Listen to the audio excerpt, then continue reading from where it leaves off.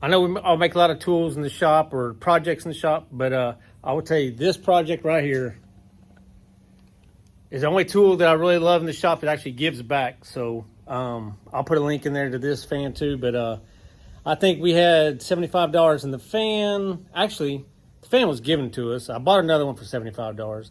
The motor on it was $100, I think, from Tractor Supply.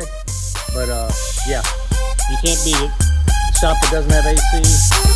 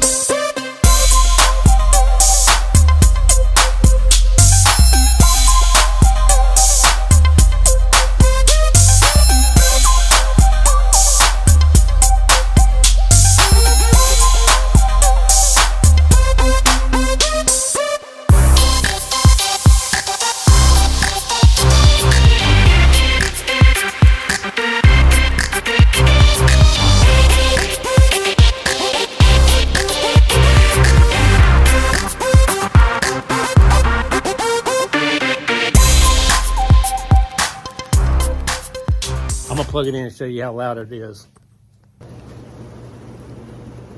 It's as loud as she gets, and I will tell you, she moves some air. It's comfortable.